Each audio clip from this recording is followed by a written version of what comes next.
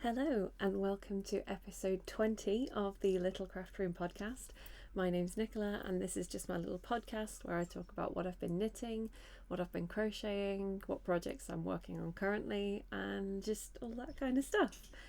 I'm gonna need to start with a little apology because at this point it's been about 10 months since my last podcast, which is wild.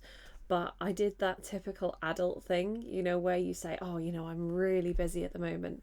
But after this weekend, everything will just calm down. And then it never does. And then you just keep saying that forever and ever until you die. So I've pretty much been saying that for the last 10 months and just going, I know it's super busy at the moment, but I'll have so much free time after X finishes or whatever. But I did have some free time today, so I thought, actually, no, I'm gonna get on and I'm gonna sit and do the podcast because it's been far too long. I'm feeling a little sneezy today as well, so we're gonna cross our fingers and hope we make it through without sneezing. But yeah, just kind of a little bit of a life update, just right at the start, not a huge one. Still teaching, but teaching kind of the unconventional from home way. But I've been really enjoying it actually. It's been so interesting, meeting all new kinds of students that I wouldn't otherwise have had the opportunity to teach. And yeah, I've been really, really enjoying it actually. I'm really glad that I've not had to kind of give up teaching altogether with, how ill I was last year. But yeah, no, still teaching, just not in the way I was before. But anyway, let's get into the knitting and the crochet. And I'm going to start off with what I'm wearing because it is my latest pattern design and I'm so happy with it. So we're going to stand up so that you get to see her in all her glory, because this is the Alice T crochet pattern and I'm so happy with her. So yeah, Alice T. And you know what, let's talk about the yarn first of all. So this was made using Bird Street yarn in their 4-ply in the colour Medici. This is a gorgeous yarn. It is 75% merino and 25% nylon. They very, very kindly gave me this yarn to design the pattern with and I'm absolutely obsessed with it. It's originally a sock yarn, but their tonals are just stunning and I think it's worked out perfectly for the Alice T, which I know it's my design, but I'm allowed to say that. It is made using a 3mm hook. Now this did get some questions from people because that does result in quite a small gauge, which isn't a bad thing, sometimes crochet needs a small gauge. But for a garment in particular, I had a lot of people kind of being like, oh, that's a very small hook for a pattern, for like a garment pattern. But it was deliberate because those who knit and crochet will know crochet stitches are thicker per stitch than a knitting stitch. I really wanted this to be like a lighter weight top pattern. I didn't want it to feel like a huge chunky jumper, like really thick. I wanted it to be something that someone could wear in like spring, summer. So I went with a fingering weight yarn and a 3mm hook to achieve that slightly thinner fabric so that it wouldn't be too warm, especially, if you are wearing something that has any kind of wool content in, then it's naturally going to be a little bit warmer. But I did want it to be a warmer weather garment. So, as much as people were like, oh, 3mm, really? I was like, yes, really, because, I want it to be a t-shirt rather than a jumper. And I'm so happy with how it's turned out. So the construction, it is a raglan top-down construction. And for me, I think one of my favourite parts of this is the sleeves. It is alpine stitch, and I don't know what it is at the moment. I'm really loving a textured sleeve. So yeah, that was one of the main features I wanted this pattern to have, and I'm so excited with how it's worked out. And yeah, I'm so happy with this pattern overall. It is now available for sale on Ravelry, Etsy, Lovecrafts, Ko-fi. Is that it? I think that's it. I have so many places where patterns are on sale now, it's hard to keep track of them all. But what I have said on every platform that it's available, and I need to make sure I'm saying this, at the time of filming this, it has not been tested in sizes 6, 8 and 9.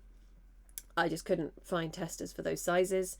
So like I said, I have put this as a note on every platform that it's on for sale, to say that if you are one of those sizes and are interested in acting as a tester, please contact me before you buy the pattern and I can have a chat with you about it, because I don't feel right putting the pattern out for sale for those sizes without knowing that everything's all good and that it does work out the way that it should. All the other sizes have been tested, but 6, 8 and 9 haven't. But hopefully once those get tested and, you know, kind of checked off, then this is available in 9 different sizes from 28 to a 62-inch bust. And yeah, I'm really looking forward to kind of just checking those off and making sure that it is fully tested and available in those sizes. So yeah, at the time of filming, it hasn't been tested in all those sizes, but I'm really hoping that, you know, I get to check those off really soon. But I've worn it quite a lot. As you know, it's just nice to wear something that I've designed myself. And I have received quite a lot of compliments about it. I wore it to Wonderwool way back in April, and I was actually stopped at Wonderwool. Someone actually stopped me in the hall and was like, what pattern's your top? And I was like, well, actually, it's my own pattern. I was very, very happy with that. That made me very happy. But it wasn't available yet. I'd only just finished it when I went to Wonderwool. And I kind of wanted to make a point of wearing it as well, because Bird Street Yarn were at Wonderwool, so I kind of wanted to show them. I wanted to kind of turn up in it and be like, hey, this is what I made. So, but yes, that was very flattering. And I was also at Fiberfest in June, and I had a few people stop and comment on the top. Interestingly, I had a lot of people who thought it was knit rather than crochet, and yeah, I always find that kind of thing really interesting, because one of my favourite things to do when I'm designing a crochet pattern is to play about with textures and things. And I really like, I'm going to have to say this in a way that doesn't sound like I'm insulting traditional crochet.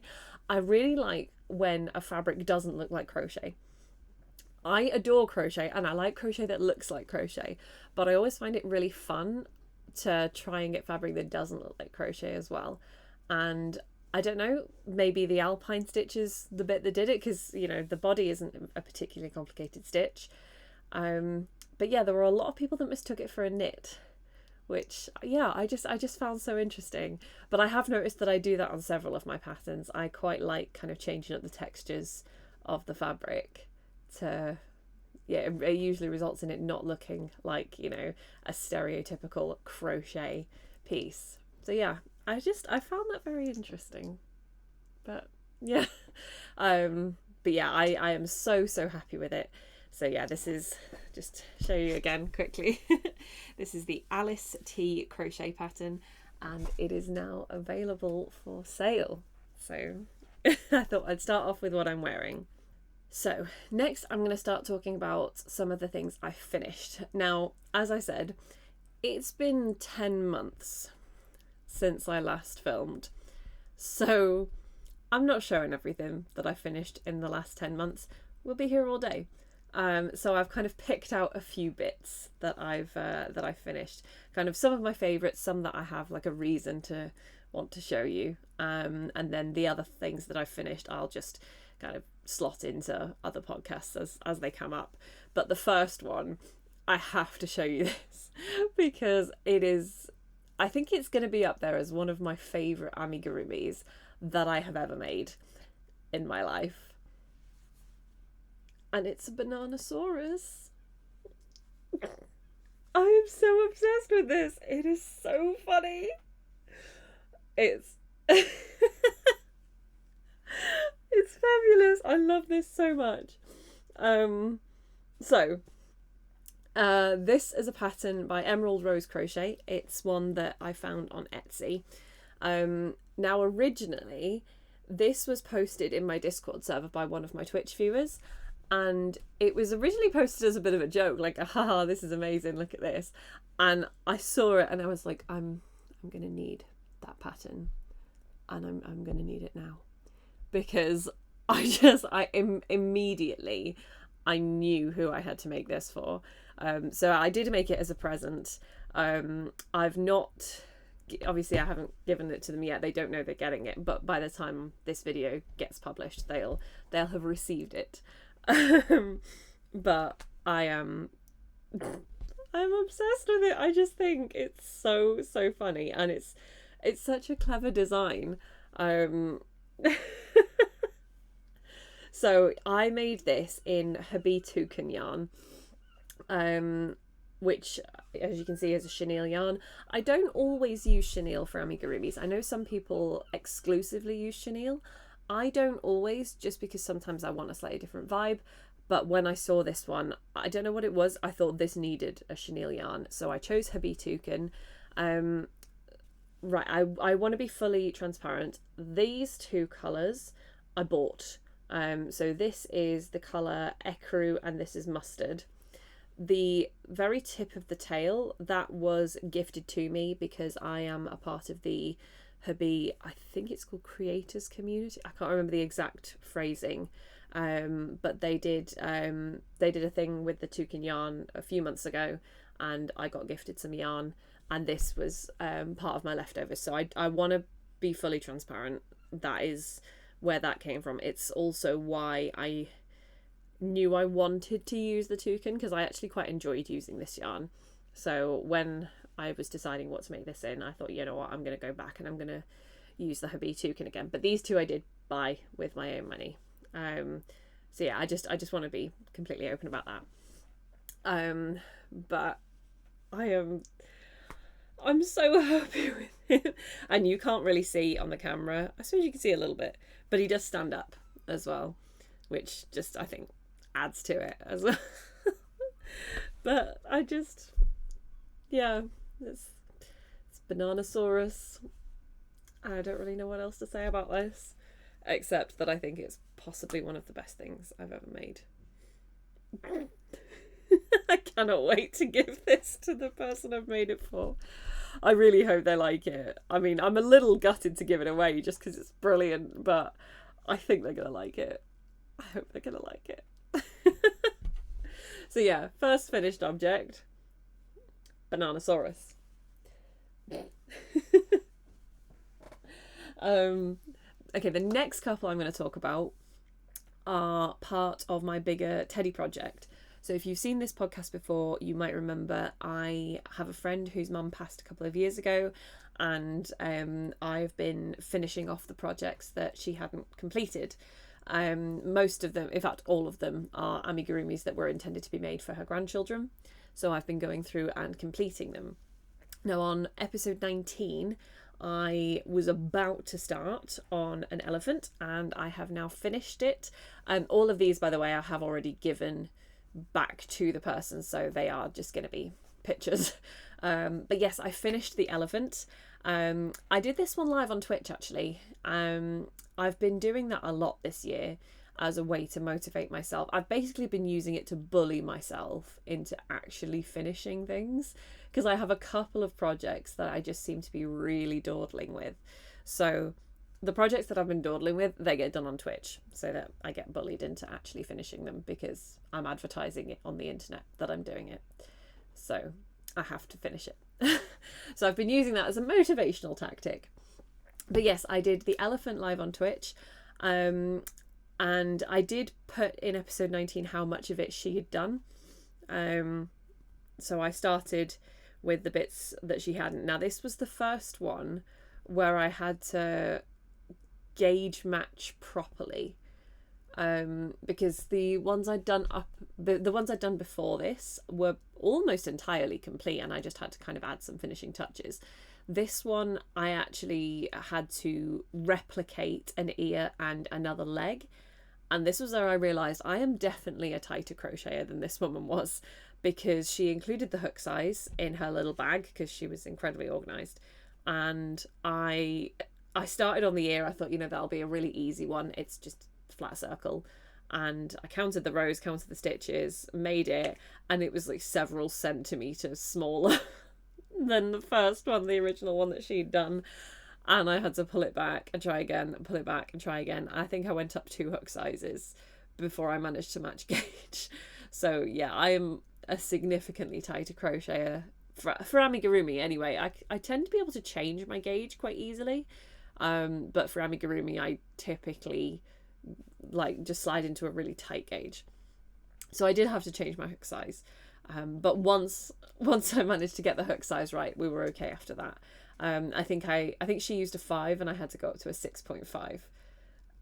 So yeah, it was a bit of trial and error, a little bit of pulling back, but we got there. And this one, I said in episode 19 I didn't think there was a pattern in all the stuff I got from her. There wasn't. I did get a huge load of patterns as well as all the yarn for these, and there was not an elephant pattern in there.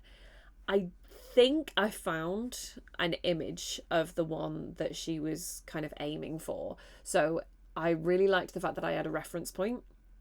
So I basically just used that to cobble together some kind of, something that resembled an elephant. And I'm really glad that I had that reference image because it made it easy to kind of see the vision. So yeah, like I said, I didn't really have that much to do. I think it was a leg and an ear, and then to finish off the head, which was a little more difficult than anticipated. Not because of anything like super complicated, but because there wasn't enough yarn.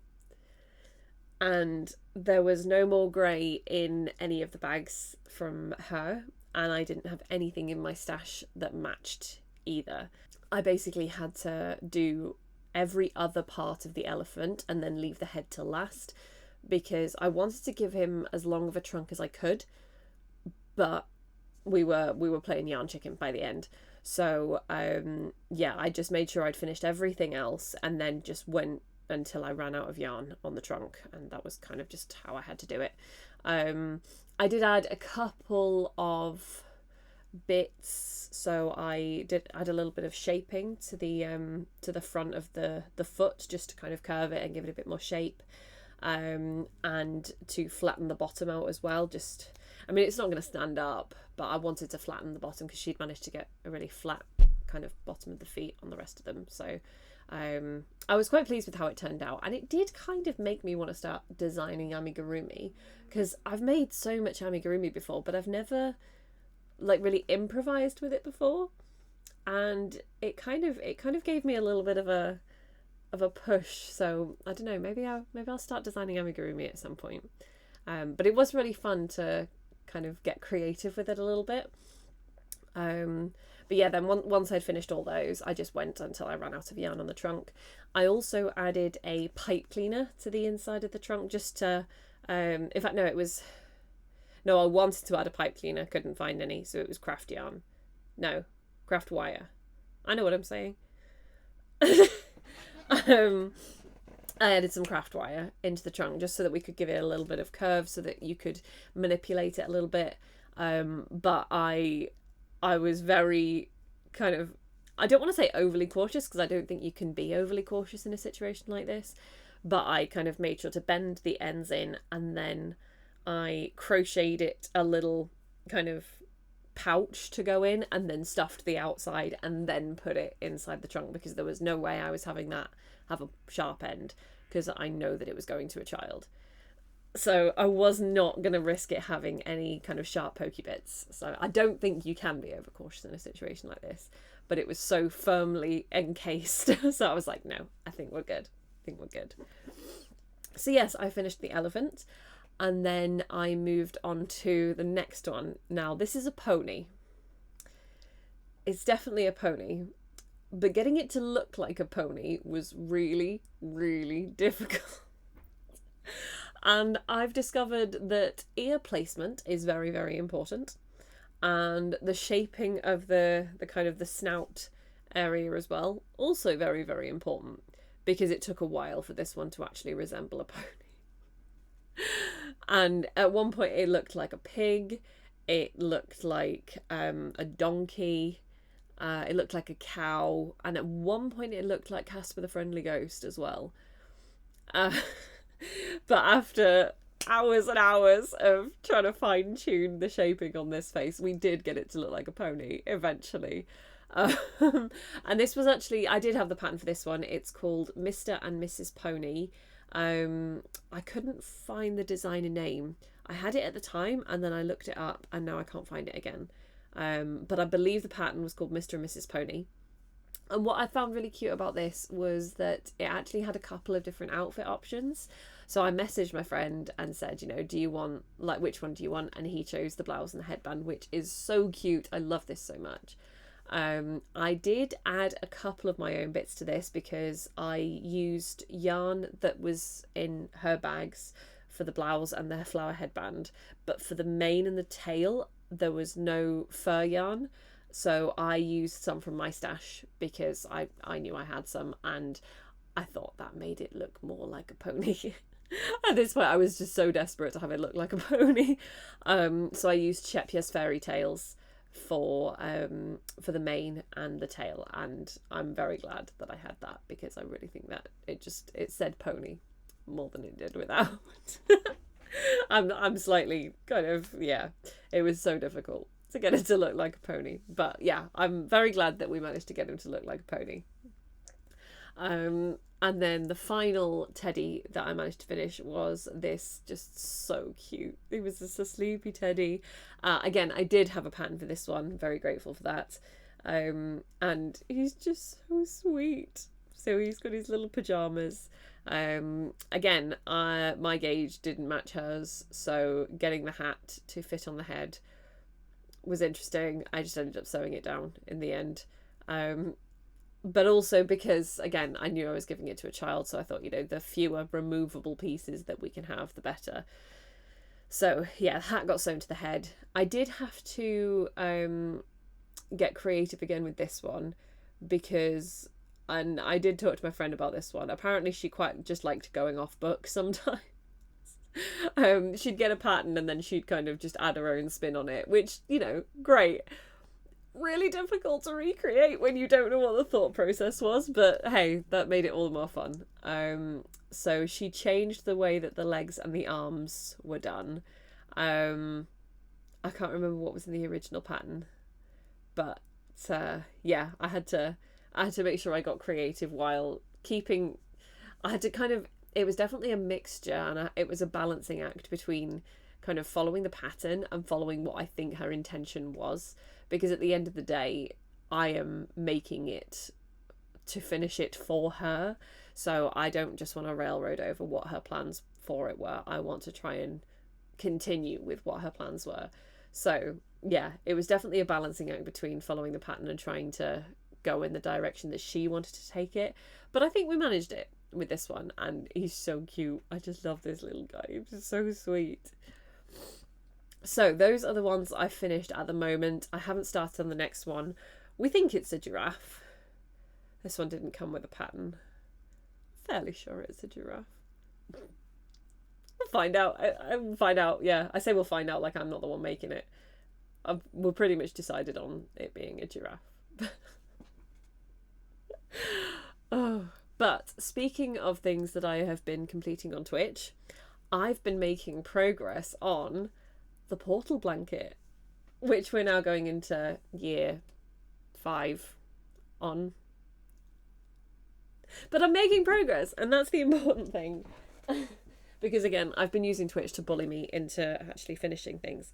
But I have completed 3 portal squares this year. So if you're familiar with the Portal games, I've been making a blanket based around the symbols from the Portal games. I have now finished 5 squares, technically 6, but I'm going to remake the first one. The companion cube, I used a different style of colourwork crochet, so I was carrying the white under the black yarn, and you can see it through, and I'm not totally happy with it, so I'm going to remake the companion cube so that it matches the rest of them. But the ones that I have finished, is that the right way around? No, I think that's the right way around. So I have finished the man in, I believe this is Acid. I have played these games, but it's been a little bit. I believe it's Acid, but it kind of looks like electrified water to me. You can also tell I've not blocked these, but I'm going to be killing them So once I've done them all, I'm going to pin them out and kill them to kind of really seal in the shape. So I finished that one.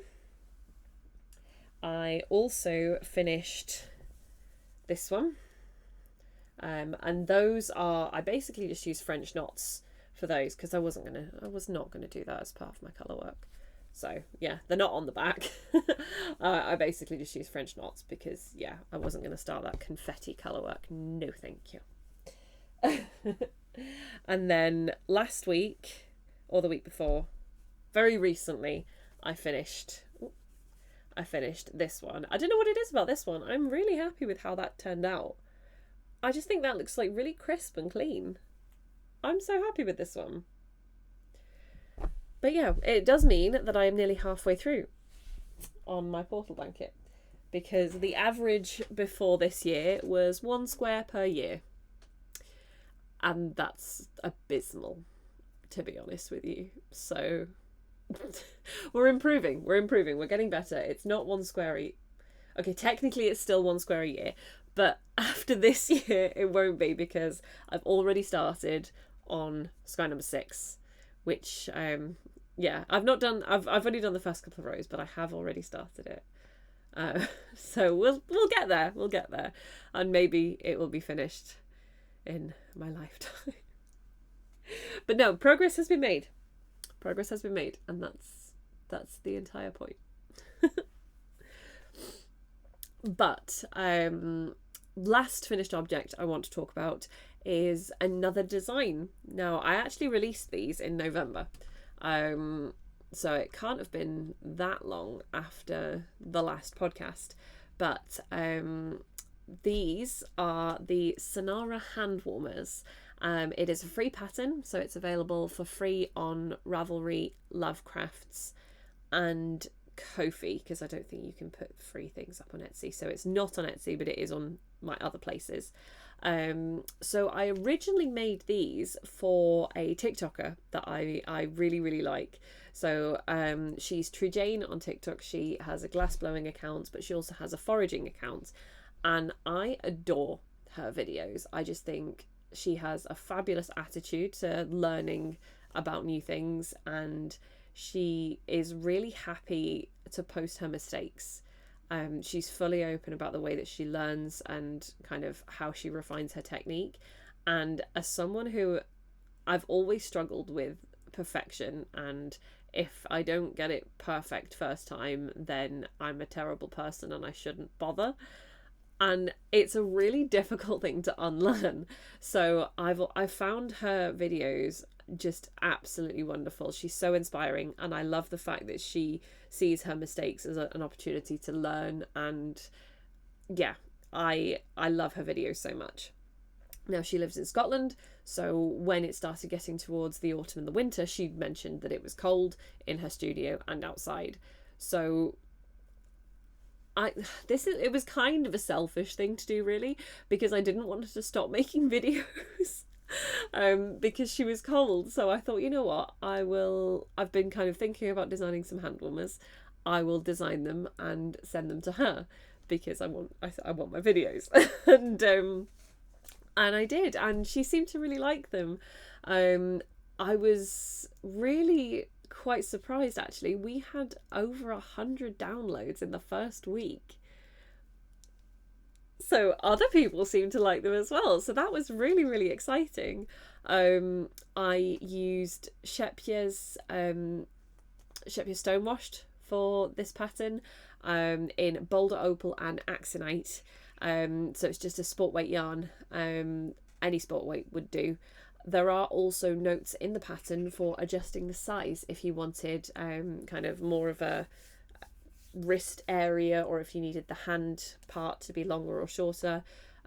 So I have added some adjustment notes in there, but it is a beginner friendly pattern, and I mean, I think it's quite straightforward. The tests went very, very well. It was kind of cut and dry, really. So yeah, the Senara hand warmer pattern, and I'm really happy with them. Hello again. It's actually the next day now because my computer just blue screened on me. in the middle of filming that, which was so fun. It's been doing this all week. It's been having a few tantrums, and I was really hoping that I thought we'd sorted it. Turns out we hadn't. And yeah, honestly, I was gobsmacked that it saved what I'd done before. I just fully expected that everything I'd already done was gone. So actually that was a nice, pleasant surprise. But now I think we really have sorted it, so fingers crossed I make it through the rest of this video. But yeah, so it's a day later, but we're going to carry on from where we left off. So yes, the Senara Handwarmers, it seems that she really liked them, which I was really happy about. And I have, on a few of her videos since I sent them, I have just kind of clocked her wearing them, which that makes me really happy, because it means that she's using them, and you know, that's the entire point. So yeah, the Senara Handwarmer pattern, that was also one that I released in November-ish. I can't remember. But anyway, on to my current works in progress. So I'm going to start off with this one. So this is the Keep It Warm sweater. It is a gorgeous pattern by Yeon, and I started this one in about April-ish. So this was part of the Hubby Creators thing that I'm now a part of. So the yarn was gifted to me for this one. In fact, I'll talk about the yarn first. So it was a spring colour and texture fusion kind of prompt. So I picked these two yarns. So the soft alpaca and the Friends Kid Silk. So the soft alpaca, this is in the colour light brown natural, and then the Friends Kid Silk is in dusty mauve. Now I chose these, so the idea was that you had to mix textures and colours. So obviously alpaca, kid silk, you know, the textures are there. And the reason I chose these colours was because for me, when I think spring, one of my absolute favourite parts is the blossoms. I adore seeing all the blossoms come out on the trees, and it just makes me so happy. So I wondered if I could kind of recreate just that vibe with the brown and just that ever so slight hint of pink, just to get the idea of when the blossoms are just about budding and they're like kind of very, very close to coming out. So that was the reason I chose these two colours. This admittedly hasn't come through as much as I suspected. It looked slightly pinker on the website. It's the age-old curse of, you know, looking at the colours on the website and then it never quite matches up in real life.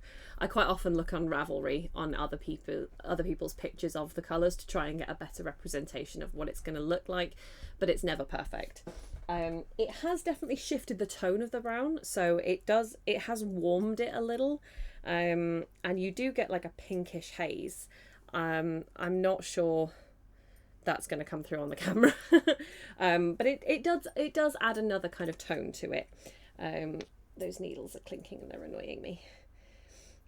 But honestly, I think what I'm really loving right now is that gorgeous lacework pattern. It is beautiful, and again, it was the delicacy of this one that kind of made me think of a flower bud, just the petals that obviously, you know, are inherently delicate, and I loved this. So hers, the sample is actually in like a pale pink, and it does look absolutely gorgeous, but I'm obsessed with that lacework, and it does continue. There's a subtle, I've not blocked it, so I'm having to kind of prise it apart, but yeah, that does continue down the sleeves.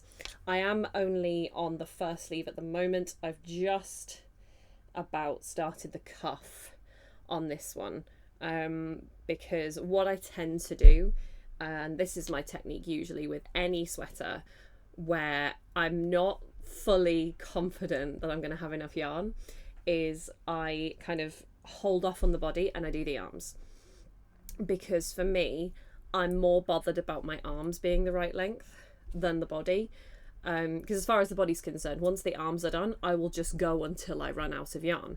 But the risk of having the arms, you know, being on the second arm and it not quite being long enough and then having to rip back a certain part, no, I don't want to do that. So I tend to pause on the body, then do the arms, and then just go. And, you know, 99 times out of 100, I do have enough yarn and I never really have an issue. But I always get to that point where I'm like, oh my god, I'm not gonna have enough, and it's just kind of part of the process for me at this point. So yeah, I'm on the cuff. In fact, I'm not far off finishing that cuff, to be honest. And then I will begin the second arm. And I'm all tangled.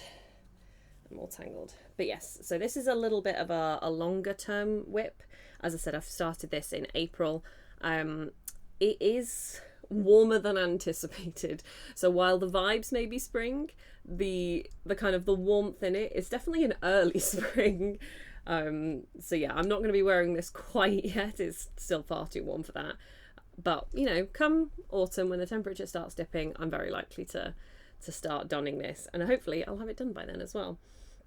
But yeah, with the lace work, this isn't quite as much of a mindless knit. So this is I'm going to sit down and I'm going to concentrate a little bit, because, you know, the sleeves I don't need to look at the chart for at this point, but the body I do. So yeah, the sleeves aren't too much of an issue. The body I do still need to concentrate a bit on. So this is my slightly more focused required work in progress. My mindless just go stocking stitch project, which I always love having at least one of these on the go at any one time, is the Wishful sweater by LilyKateMakes. And we all know that I am obsessed with LilyKateMakes. I adore her designs. So yeah, it's a LilyKateMakes one. But this is my current progress of the Wishful sweater. This actually I've been doing as part of, she's done like a summer make along thing. Now she's been running this on Slack. I'm not really that familiar with Slack, I will be totally honest. So I've not been great at checking in, at commenting, and, you know, responding to other people's pictures. This is the only time I've ever used Slack. I get the impression it's kind of like Discord, but yeah, it's not one that I'm fully familiar with, so I kind of forget to check it a lot. I'm also fully aware this is not a summery pattern, but I just really wanted to make it. I've loved this since the second I saw the first picture when she announced that it was one of her newest patterns, and yeah, I knew I had to make it. And I've done it in the same yarn as one of her samples. She's got two samples because she has different sleeve options for this one, and I have done it in the same yarn because it is Drops Air, and I adore Drops Air. It's one of my favourites. I'm really a big fan of a blown yarn, so the second one of the one of the recommendeds was Dropped Air. I was like, yep, sold, don't worry about it. But one of my, I don't want to call it an annoyance because it's not an annoyance, but one of the issues I have with LilyKateMakes is that every time she does a sweater pattern and she posts it, and I'm like, damn it, that's the colour I would have chosen too. And I always feel like I'm not being creative. I feel like I'm not putting my own spin on it because I'm just picking the same colours. But I'm like, that's the colour I would want it in. So yeah, I've done it in the same colour, and I'm kind of at the point now where I'm past caring. But what I am doing is I am doing so it's not going to be exactly the same, because the sample that she has in this colour, she has a different sleeve option. So I'm choosing sleeve option A, which is like a tapered sleeve. She does have a balloon sleeve option, but yeah, I've gone for the tapered one because I have a few, in fact a lot of my sweaters have more of a cinched in cuff, so I've left it as the tapered version with a slightly more open one. And I have finished that first sleeve, so I finished this the other day. One of the pattern designs is that edge is supposed to stay rolled a little bit. There's like a ribbing, and then the way that you cast off, it does kind of encourage the roll. So it's the same on the neck, it's the same on the hem, not quite to the degree that I've got it going on, but but yes, I've started the second sleeve, and I'm going to be taking this away with me because, again, this is my current just mindless go. So yeah, this one is going to come away with me just so that I can do it without really having to think, without having to concentrate. And to be honest, I'm expecting this to be done within the week, maybe two.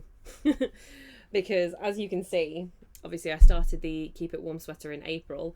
I started this about a month ago.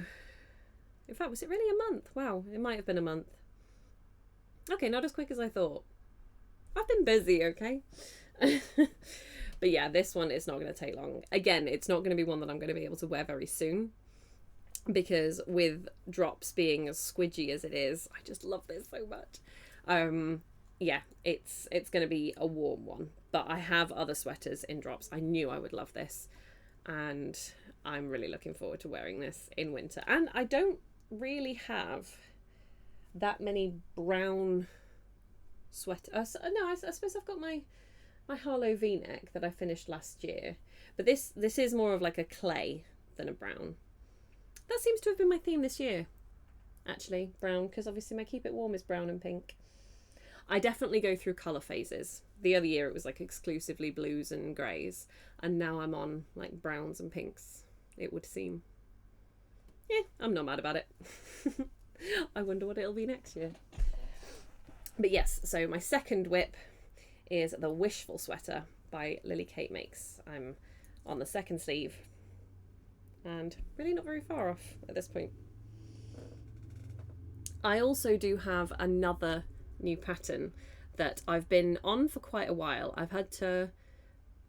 I've not been going as fast on that one as I'd hoped, because I have managed to just keep spraining my wrist this year. I've got an old wrist injury and I just keep redoing it this year, and for some reason the gauge on my latest pattern is not enjoying.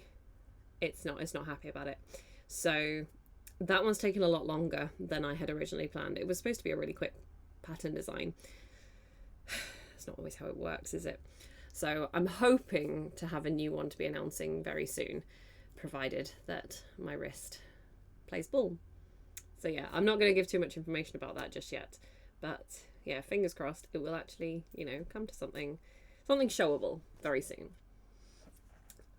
So in terms of acquisitions, I've acquired like some yarn since last November, since I last filmed. I'm not going to go through every bit of it because not everybody enjoys acquisitions, and also some of the Wishful sweater I acquired the yarn for, and I'm nearly finished on that now. But I'm going to go through two kind of key bits that I got at Wonderwool. So in April I went to Wonderwool Wales. First time I've ever been. I was so excited.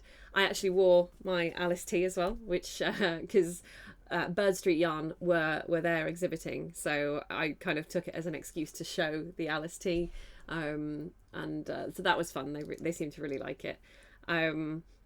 But yes, I did get myself a couple of bits and bobs. So the first thing I got was a little kit from Maggie and Me. Now, I had seen Maggie and Me at Stitch Fest Southwest last year, and they have a lot of chunky yarns and a lot of patterns, so they kind of come in packs, a lot of them, and there was a specific colour. It did come with a pattern, but I just couldn't get it out of my mind. Now, that wasn't the pattern I bought, because I had a change of job last year. I've had to be a little more restrained with my yarn expenditure, but I was desperate to make something in that gorgeously squishy yarn. So I bought a sock kit, and it's more of like a slipper sock almost, because it's a really chunky sock, but it's the Knock Their Socks Off knitting pattern. And when you buy the kit, you get the option of which colours to make it in. So for the main colour, I chose that. I did say pinks and browns were kind of a thing. Yeah, maybe. Yeah, that's more true than I thought. Yeah, there's a bit of a theme here.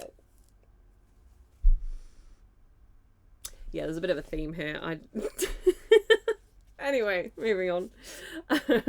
So yes, I chose this colour for the main body of the sock. It is called Paper Roses, and it is a super chunky 100% merino wool. I can't tell you how squishy this is. It's gorgeous. It is so lovely, and I'm hoping that it's going to be a quick knit, because I would very much like to be wearing these by autumn, and I've already got 2 sweaters down there that need finishing. So yeah, for the main colour I chose this gorgeous Paper Roses, and then for the contrast cuff and toe I've chosen the Natural Thing because I know a lot of these have it like white with a contrast. I just loved that pink, and I'm quite a fan of pink apparently at the moment. So yeah, that's what I went for with the white contrast. But look at how fluffy that is. That's not even going to focus. Is it going to struggle? It's trying. You can kind of see it. You can kind of see it. But yes, so I'm hoping that is going to make up very quickly. And cute, it comes in its own little project bag as well, which is just adorable. So yeah, I've had my eye on them since Stitch Fest last year. So when I saw them at Wonderwall, I was like, it's fate, clearly. I need to get something. And the second thing I got at Wonderwall, I did go with a specific project in mind. I knew that I wanted to buy something to make the bibliophile sweater, and I've had my eye on the sweater for quite a while. And to me, because the sample is made in a tweedy yarn, I think there's something about that tweed that just adds the perfect kind of feel to that sweater. I mean, you know, it's called the bibliophile, so I wanted to imagine myself, you know, snuggled up in an armchair with like a fire and a hot cup of something, you know, reading a book. And I thought the tweed really added to that vibe. So when I went to Wonderwall, I went with a plan. I went with a mission to find a tweedy yarn that I could make this in. And I did find one. The only issue was that it was part of a fade set. So this was from Wildfield Fibre. And I literally made a beeline for it. I saw it in the stall and just went whoop. And the owner actually said she could see me just like eyes fixed, like honing in on something. And I literally went, that one. I would like however many skeins of that one. And she was like, oh, I'm really sorry, it's a fade. So I put an order in instead. And I said, look, could you just do me like a sweater's quantity, but of that part of the shade? So I had to wait a little bit. I didn't bring it home straight away. But I now have... Interesting, that's coming through really grey on camera. It's actually quite pink. Huh, that's interesting. Some of the pink shades are coming through. That's not coming through on camera quite as well as I would have hoped. Oh well, maybe I'll pop a picture in of how it actually looks. But yeah, so I am obsessed. She even gave me a couple of different options for the speckly bits. I could have had, I think it was like a multicoloured one or like a brown, black and white one. So I went for the brown, black and white. So this is, oh, you know, I can't even remember. I'm pretty sure it's merino. I can't remember whether it's pure merino because it didn't come with ball bands. I know it's Wildfield Fibre. If I find it, I'll pop it in when I edit the video. Yeah, I think it's DK weight. But I was so excited for this to arrive because, like I said, the second I spotted it in the haul, I just honed straight in. I was like, that's it, that's the one. That's the one I need to make this in. So yeah, I was greatly anticipating the postman to bring this. And yeah, I'm so happy with it. So I'm anticipating I will be casting this on probably once I finish a couple of the projects I'm already on. But if I can get this one done by Christmas, I'll be very happy. Because, yeah, I've had my eye on the bibliophile for a while. It just looks so snuggly. And, yeah. So this is Wildfield Fibre. As I said, I'll put the yarn information up if I can find it on the website. And I'm very, very excited. So, yeah, I was quite good at Wonderwall. I didn't, you know, buy loads and loads of things. Like I said, I've been trying to behave a little more. But, yeah, this one was a planned one. That one was a little more spontaneous. But... that's what we do at yarn shows. That's what we do. Anyway, speaking of yarn shows, I'm actually going to carry on knitting on my Wishful sweater while I tell you about my plans for the rest of this year. And you know what? I'm going to tell you about Fibrefest as well. So in June, I attended... well, no, I didn't attend. I was an exhibitor at Fiberfest. It was my first ever yarn show, so I was incredibly excited. I say first ever on the other side of the table. And yeah, so I just had my own little stall. I was selling some of my patterns and I did some workshops, and it was so much fun. I had the best weekend. So if you are familiar with Stitchfest Southwest, it is kind of like a sister festival to that. It's the same people organising it, and yeah, it's kind of got a different vibe. It's a little smaller and it's much more focused on like natural British fibres. So yeah, I had my own stall, and this was my way of figuring out if, you know, I should try to do more fibre festivals. And I came home on the Sunday with the answer being an absolute yes, because I had the best time. And, you know, I expected to be tired afterwards, and I was absolutely shattered, but I just felt so inspired. I just wanted to come home and design all the things, and I loved talking to everybody. My Alice tea, who went down so well, I had quite a few people asking about it, and oh, I was so happy with how it went. So I knew immediately that that was not going to be my last fibre festival, which brings me to my autumn plans. So in a couple of weeks, I can't believe it's actually only a couple of weeks away, I am also going to be exhibiting at YAF, which is the Kerno Yarn and Fibre Festival. It's only a one-day event, so I believe it's Sunday the 15th of September, I think, if my memory's correct. So that's only a one-day thing, and I'm so excited for that. Again, I've got my own little stall. I'm not running any workshops for YAF, but yes, I will be there selling some patterns, selling some bits, saying hi to people, and, you know, getting all the inspiration. And then in November, I will be at Stitchfest, and I'm so excited because Stitchfest is one of my favourite weekends of the whole year. And I'm just ecstatic. So I'm running some more workshops. I am running a beginners and returners crochet workshop for those just, you know, learning originally, or someone who's, you know, learned like a little bit ago but needs a little bit of a refresher course. But I will also be running a textured crochet workshop just to kind of play about with some stitches, create some funky looks, and just kind of to talk about the versatility of crochet, because, you know, it's not just granny squares and doilies. Like, there's so much that you can do with crochet. So yeah, we're going to spend a couple of hours talking about stitches, talking about stitch patterns and textures, and, you know, how to get things looking all interesting. And I will also be on a stall. So I'll have my stall, I'll have my patterns, and yeah, I just can't tell you how excited I am. I'm really looking forward to it. I'm so happy that I get to exhibit at yarn shows as well now, because yarn shows are some of my absolute favourite places in the world. You know, the people there are always so lovely. I love playing spot the pattern when you're walking around and everybody's wearing the things they've made, because that's what you do.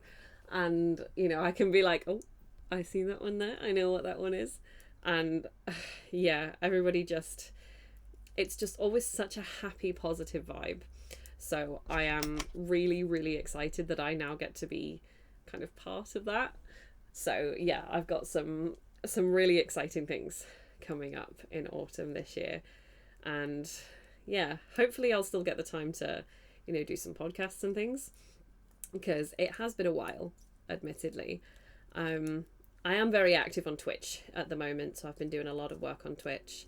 As I say, I'm using it as a way to motivate myself to finish some of the patterns I'm more prone to putting down and just, you know, forgetting to do. So I'm using it as a way to, you know, let people bully me into cracking on with things. I have been joking as well that 2024 is like my mantra for this year is get on with it.